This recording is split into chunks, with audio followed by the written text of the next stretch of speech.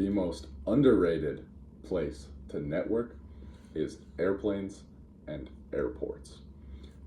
And here's why. When you're in an airplane or an airport, you're already prepared to be around a bunch of people, not just like a small group. You're prepared to be around tons and tons of people.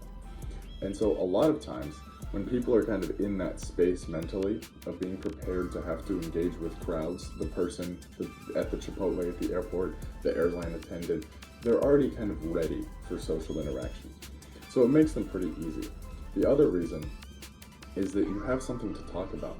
My favorite opener, if we're sitting in a gate waiting for a flight, oh, are you from Houston or are you connecting? Most of the time, someone will be like, oh, well, I'm actually from Georgia, but I'm connecting through on my way to Vegas or whatever it is. And they're gonna be like, what about you? And then you'll be like, oh yeah, I go to school in New York or wherever you go.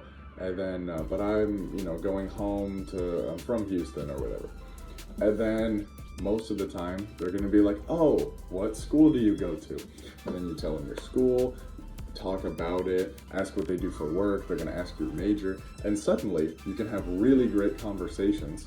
It's so easy because there's always something going on to talk about.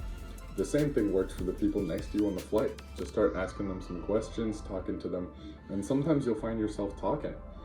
I one time had a 4-hour flight and I talked with these two guys. I was in the middle seat and we talked for 2.5 to 3 hours. Most of the flight, we were just yapping about our favorite food places and, our favorite places to live and what we did for work and this and that. So it's really, really easy. And that was one of the best flights I've ever been on. It was so memorable, so fun. Airplanes and airports are a great place to network. Now there's a couple things to keep in mind here. The first one, if someone is already tuned out, they got their noise canceling headphones on, obviously if they're sleeping or anything like that, don't bug them, right? You want to be talking to someone who's awake, who's conscious, who's engaged.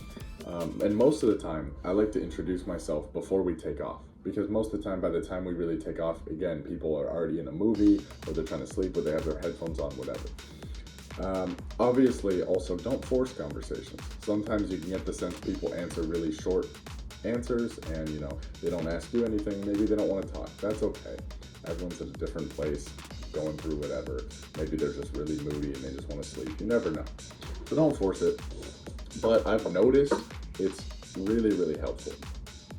And you would be amazed at the power of that introduction, even at the airport, because it tells people that you're someone who's confident enough in yourself and your abilities professionally and whatever else to go and introduce yourself, and you're good with people.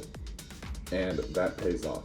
I had a guy who asked me within about 35 minutes of meeting me if I had any friends that were very similar to me, and that it was a shame that I didn't live in Chicago because he really needed someone just like me to help him out with some property management in Chicago. And he asked me if I had any friends and that I knew of or whatever, and it didn't end up panning out that anyone lived there for a long enough time and had a car. Within 30 minutes of meeting me, I had the potential to set up one of my friends with a job. And if I had lived in Chicago, potentially have gotten an in at a job from some dude I met 20 minutes ago. And the other great thing about flights is that they're not as sorted by social or age class as a lot of other things. It's very difficult to meet, very professional businessmen or businesswomen who are middle-aged and extraordinarily successful when you're in college, because you're not in the same circles. But on an airplane, except for the people that buy first or business class or whatever, everyone else is in economy, and you're all kind of just jumbled in. So sometimes you're next to a retired airline pilot whose son is a doctor and he wants to talk about him. And sometimes you're next to a finance guy who sells life insurance, who's super wealthy. You have no idea. And so it's really, really cool because you get a ton of connections with different people. You get to learn a lot, and it's a really, really easy way to engage and especially kind of break into wealthier or different social statuses, maybe ones that you're not in, because unless someone's in first class, you're all in economy, you're all in equal footing here. So it's a really great place to network. People tend to be friendly, the flights tend to be fun, you'll learn a ton. I had one guy who was a civil engineer, had me look out the window and was explaining how like water systems work. We were flying over a desert. Really cool stuff. So soak it all in. Go talk to people, don't live with regrets.